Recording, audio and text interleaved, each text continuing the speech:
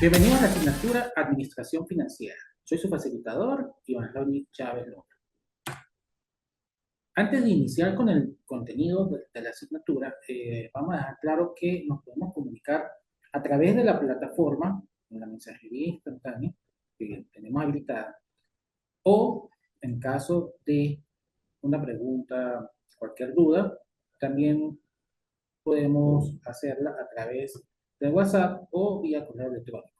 Se recomienda que todas las consultas sean a través de la plataforma, pero si en el momento no pueden acceder a la misma y necesitan hacer una consulta, lo pueden hacer entonces a través de las dos opciones que se están dando adicionales. Para iniciar entonces debemos, ¿por qué estudiamos administración financiera? Entonces la administración financiera, recuerden que es una actividad, una función que realiza el administrador financiero. ¿Por qué? Porque el administrador financiero es aquel que va a estar pendiente de la inversión que debe hacer la empresa, cómo se encuentra el financiamiento dentro de la misma y, por lo tanto, debe velar por lograr los dividendos que establecen o que quieren obtener los accionistas, los socios o los dueños de la empresa. Entonces, este administrador financiero va a estar estudiando constantemente cuáles son los mejores métodos de inversión, cuáles son las condiciones en que se debe invertir, cómo vamos a manejar ese dinero si necesitamos un financiamiento extra que me va a permitir entonces tener esa capacidad de pago, ese capital necesario para poder adquirir ya sea maquinaria, materia prima o todo lo que se esté faltando en un momento dado y que no nos permita entonces llevar a cabo el funcionamiento correcto dentro de la empresa, entonces el administrador va a hacer ese análisis de dicho financiamiento y cómo, cuál es la mejor opción en el mercado para la empresa. De esta forma, entonces, siempre se busca entonces obtener la mayor rentabilidad y, por lo tanto, siempre tener liquidez para poder entonces cumplir con los compromisos adquiridos en un momento dado, con los proveedores, con las entidades bancarias y de esta forma entonces adquirir la materia prima necesaria para poder llevar a cabo el proceso de producción de los productos o tener entonces todas las condiciones necesarias y aptas para ofrecer el servicio de la empresa. Entonces, es importante entonces que en la administración financiera debemos controlar todo el proceso, debemos estar pendientes durante todo el proceso, hacer un control en cada una de las actividades, dado que eso me permite entonces a mí minimizar el riesgo existente en cada una de ellas. Por lo tanto, vemos que en la administración financiera aplicamos pues, principios básicos de la administración, como el planificar, el organizar, el dirigir, el controlar, y con ello poder entonces manejar de forma correcta los recursos disponibles y con ello obtener la liquidez y la rentabilidad que esperan los accionistas. Para poder entonces analizar cómo se encuentra la empresa, debemos apoyarnos entonces en los estados financieros, dado que los estados financieros constituyen una representación estructurada de la situación financiera y del rendimiento financiero en un momento dado. Es decir, ahí podemos ver cómo se encuentran los activos de la empresa, ¿sí? Es decir,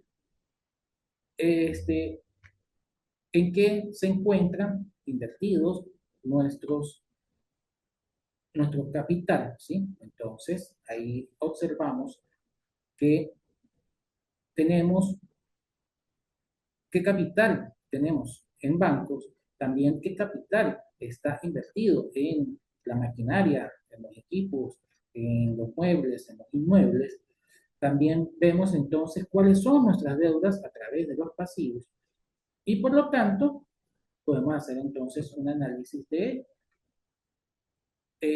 cómo se encuentran las eh, condiciones de la empresa y por ello, al hacer el análisis financiero, vamos a determinar si la empresa tiene capacidad de pago en el corto, mediano o largo plazo. ¿Por qué? Porque al estudiar el estado financiero, vamos a poder determinar si la empresa tiene capacidad de pago en el corto plazo. ¿Por qué? Porque los activos son, se pueden convertir en dinero en el corto plazo y con ello poder entonces cumplir con los compromisos adquiridos. Entonces, estos estados financieros, además de permitirnos analizar la situación de la empresa, son necesarios para la toma de decisiones. Por ello, debemos tener cuidado al momento de cargar la información y que ésta esté ajustada a la realidad. Es decir, si estamos en una situación económica donde la inflación afecta enormemente el valor de los activos, el valor de nuestros productos y por ende el valor de la moneda, entonces debemos estar ajustando dichos estados financieros a la realidad y así poder entonces tomar la decisión. Es decir, en un momento dado podemos ver que tenemos una cantidad en unidades monetarias de 4.000 y pensamos que eso es suficiente y resulta que la devaluación, la inflación, esos 4.000 realmente corresponden a 3.000, a 2.800. Entonces no tenemos la capacidad para poder ejecutar entonces una actividad en un momento dado. Entonces, dichos estados financieros deben estar presentados a la realidad. Si tenemos inflación, entonces ajustados a la inflación. Y de esa manera se pueden tomar decisiones correctas, dado que esta es la que me va a permitir a mí saber cuáles son las estrategias que debo tomar, que debo aplicar en un momento dado. Hay que hacer la aclaratoria que siempre las estrategias se llevan, se utilizan, perdón, son de acuerdo a la situación del momento. No podemos pensar que hace 10 años aplicamos esta estrategia y no funcionó porque la situación puede ser similar o parecida, pero no es la misma. Y en algunos casos eso puede conllevar errores. Entonces, vemos que en los estados financieros conocemos el balance general y el estado de resultados. Esos son los más utilizados y en los que nos basamos en la mayoría de los análisis financieros. ¿Por qué? Porque en ellos, en el balance general, pues vemos esa relación, ese equilibrio que existe entre el activo, que es igual al pasivo más el capital. Ahí debe entonces equilibrarse el balance. Y como lo dije, vamos a ver si el activo es corriente. Por lo tanto, entonces lo podemos convertir en el corto plazo en liquidez o si el mismo no está disponible o no se puede convertir en el corto plazo, entonces debemos buscar otras opciones, y es cuando hablamos de las opciones de financiamiento o optamos por otras opciones como el apalancamiento, ya sea operativo o de financiamiento. Vemos que debemos entonces estar pendientes de revisar ese flujo de caja. ¿Por qué? Porque en el flujo de caja es donde reflejamos nuestros ingresos y nuestros egresos y de esa forma vamos a determinar si la empresa tiene liquidez o no. Entonces, el flujo de caja es importante tenerlo al día, ¿sí? Estarlo modificando de acuerdo a la realidad o cómo se están llevando a cabo cada una de las actividades, los ingresos que está recibiendo la empresa o los gastos que se están presentando y de esa forma entonces tomar las decisiones correctamente. Nuevamente, vemos que toda esta información es importante en la toma de decisiones, dado que una información incorrecta, pues podría conllevar a la empresa a la quiebra. Hay unos aspectos importantes de entender en los estados financieros, es que el balance general es a una fecha determinada, ¿sí? Recuerde que siempre comparamos los balances generales al final de año, ¿sí? Al final del ejercicio, por lo tanto se considera estático. En este momento, entonces, al final de año, al 31 de diciembre del 2024, lo comparamos al 31 de diciembre del 2023. Entonces, son momentos específicos en que vamos a estudiar, mientras que el estado de resultados, ahí estamos viendo los ingresos, los gastos, la utilidad neta, lo podemos hacer en un periodo específico. Si necesitamos el estado de resultados en un mes, podemos entonces hacer ese análisis en cada uno de los meses y de esa forma comparar entre meses. O lo podemos hacer, al igual que el balance general, a final de año, lo comparamos con el año anterior y ahí podemos ver entonces las diferencias que se están presentando en cada uno de ellos. Aquí debemos entonces tener claro que vamos a ver, ¿sí? ¿En qué momento vamos entonces a realizar nuestro análisis financiero? Por lo tanto, la información que vamos a utilizar pues debe estar relacionada con dichos periodos de tiempo. Por lo tanto, la información de los estados financieros pues debe estar acorde a dichos tiempos de estudio. Estamos hablando, pues, el balance general relaciona todos los pasivos, los activos, el capital de una entidad en una fecha determinada, por lo general al final de un mes o de un año. Razón por la cual es considerado un estado financiero estático. El balance general es como una fotografía de la entidad, por lo que también se conoce como estado de situación. El estado de resultado, pues, presenta un resumen de los ingresos y los gastos de una entidad, y el estado de resultado también es llamado estado de operaciones. Es como una película de las operaciones durante ese periodo de tiempo. Aquí podemos entonces ver su utilidad neta, es decir, los ingresos menos los gastos. Y el estado de capital es aquel que presenta un resumen de los cambios que ocurren en el capital de la entidad durante un periodo específico. Normalmente lo podemos hacer un mes, un año, al igual que el resultado de resultados es considerado un estado financiero dinámico. Es decir, el estado de capital se puede entonces estudiar en diferentes periodos de tiempo. Podemos estudiarlo en un momento determinado donde tenemos que hacer ese análisis y aquí ver entonces cuáles son esos cambios que se están presentando en el capital de la entidad. Para poder entonces hacer los estados financieros debemos saber que analizar es descomponer en elementos o partes y el análisis financiero pues por lo tanto es descomponer en esas partes, separado, discriminar cada una de ellas y llevar a cabo entonces la interpretación de los hechos en base a un conjunto de técnicas que me van a permitir tomar decisiones. Entonces, en este caso, el análisis financiero, vamos a hacer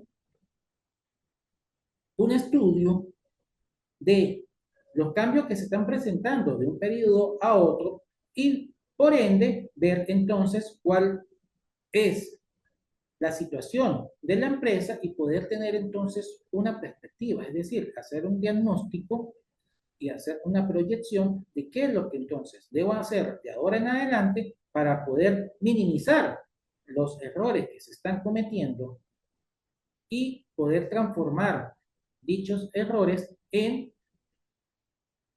puntos a favor a la empresa que se traducen entonces en la rentabilidad que tanto busca y en la liquidez que necesita para funcionar correctamente.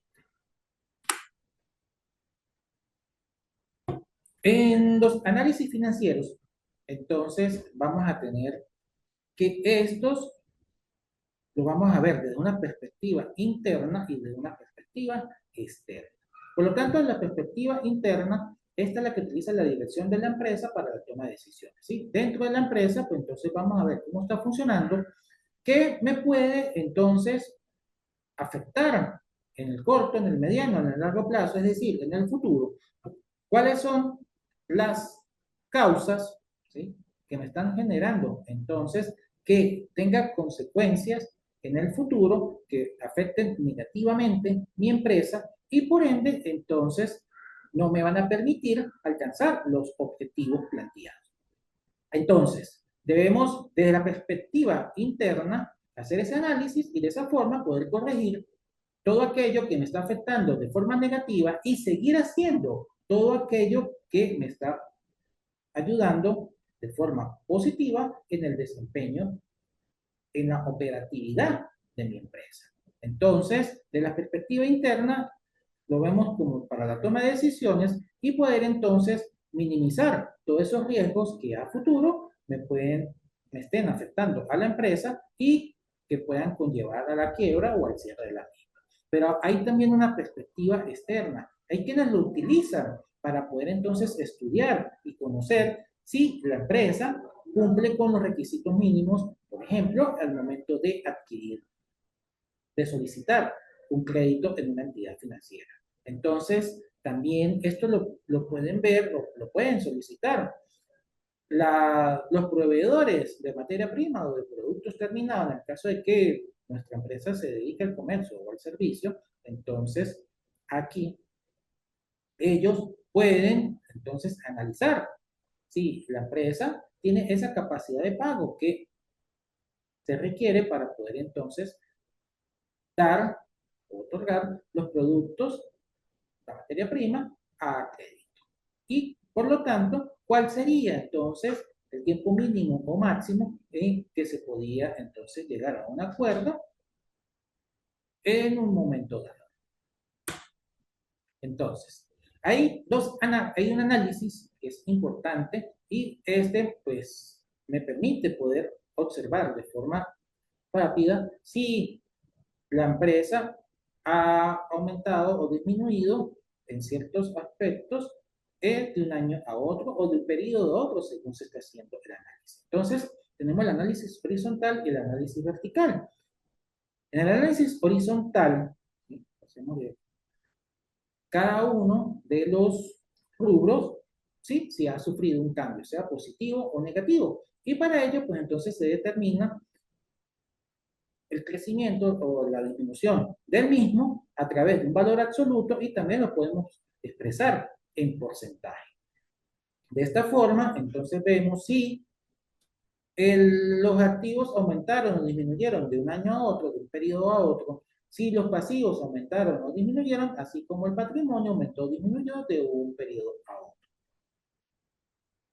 ¿Y en qué porcentaje se está haciendo? Ahora, si hacemos el análisis vertical, aquí ya vamos a estudiar cada uno de los rubros de una manera diferente. Es decir, vamos a determinar cuál es esa participación que tiene cada uno de ellos del total, dentro de un total. Entonces, aquí igual nos permite ver si ha crecido o disminuido, pero es la participación de dicho rubro de forma general. Ya lo vamos a ver de forma práctica para poder entender cada uno de los procesos. Entonces, aquí tenemos un pequeño ejemplo de un balance donde estamos mostrando los activos de la empresa. Entonces, los activos, vemos que de un año a otro podemos hacer ese análisis horizontal y el análisis vertical.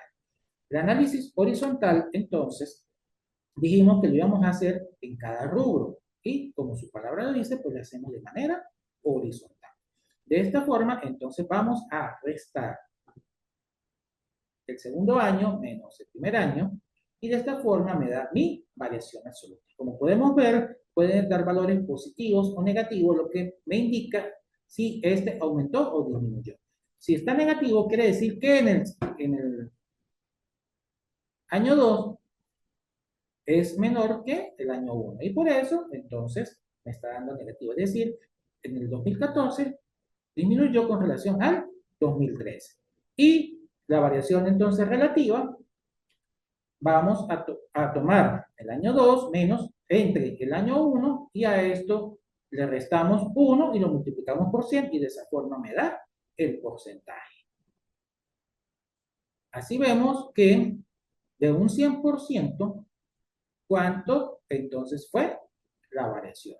Entonces, vemos que en total los activos aumentaron 5 millones, lo que quiere decir que este aumentó un 28,77%, a pesar de que ciertos rubros como el efectivo, los activos corrientes, las cuentas pagadas por anticipo, pues estas disminuyeron. pero cuentas por cobrar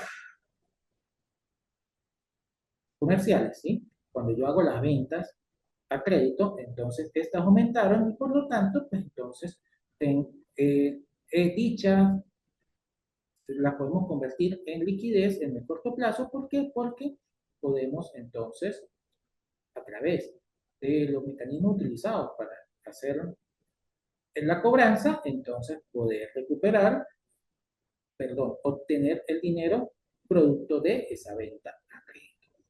Ahora, el análisis vertical. Como lo dijimos, pues entonces lo vamos a hacer de esta manera y este me va a representar cuál es la participación de un rubro respecto al total. Entonces, tenemos el activo total. Por eso es que vemos que el rubro activo corriente, en este caso, ¿sí? Lo dividimos entre el total del activo y este me va a dar entonces el porcentaje de participación. Entonces, vemos que en este caso el efectivo representa el 4.27% del total de los activos. Las cuentas por cobrar comerciales representan 18,48, pero vemos que el mayor porcentaje de los activos se encuentra entonces en ¿qué? En activos fijos. Es decir, aquellos activos fijos no se pueden convertir en dinero, ¿sí? En el corto plazo, porque llevan un proceso más largo para poder entonces salir de hacer la venta de los mismos. Entonces, al momento de tomar una decisión, podemos observar que la venta de activos no es la opción más rentable si el dinero se requiere es en el corto plazo, ¿sí? Para poder cubrir entonces un déficit existente que no me permita entonces cumplir con los compromisos adquiridos. De esta manera vemos cómo esa participación, lo que estábamos diciendo al principio, desde ese total, entonces lo vamos a estudiar, lo vamos a analizar y me va a permitir tomar decisiones y hacer uso de la estrategia correcta de acuerdo a la situación actual de la empresa. Ahora, en el análisis vertical de un estado de resultados, este se plantea de forma diferente. En este caso, cada uno de los rubros representan un porcentaje de las ventas. Entonces, aquí mi valor fijo, mi valor total son las ventas y cada uno de ellos entonces representa un porcentaje de las ventas. ¿Cómo lo podemos interpretar? Decimos entonces que mis ventas, en este caso de 10 millones, me representan el 100% del, de la empresa, ¿sí? Representa, entonces tengo un ingreso total de 10 millones y ese es mi 100%. Los costos de venta, pues, son un 77,09% de ese total de las ventas. Por lo tanto, ya con esto podemos ver que el 77%, ¿sí? Casi tres cuartos, más de tres cuartos, perdón, de las ventas son para cubrir los costos de venta. Luego, al final, así vemos cada uno de ellos y vamos calculando, vemos que en el resultado del ejercicio es de 397.265. Es decir, que casi un 4% de estas ventas totales es lo que realmente la empresa obtiene como resultado del ejercicio. Es decir, eso fue lo que obtuvo durante el año.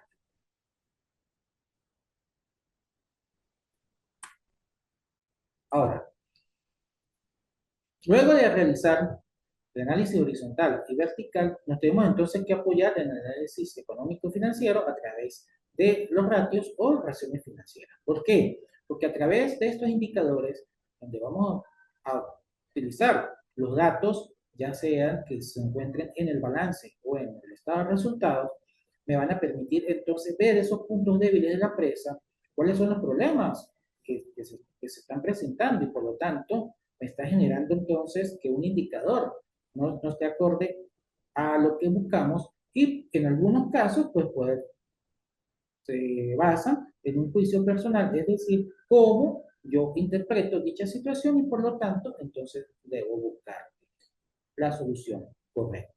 Entonces, al conocer cómo se está llevando a cabo la operatividad dentro de la empresa, si ésta entonces está obteniendo la liquidez o no necesaria y también la rentabilidad buscada, entonces debemos, como he dicho en un principio, tomar decisiones y aplicar las medidas necesarias para solventar los problemas presentados. Entonces, entre los ratios o razones financieras que vamos a estudiar, tenemos lo de liquidez, lo de actividad, lo de endeudamiento y lo de rentabilidad.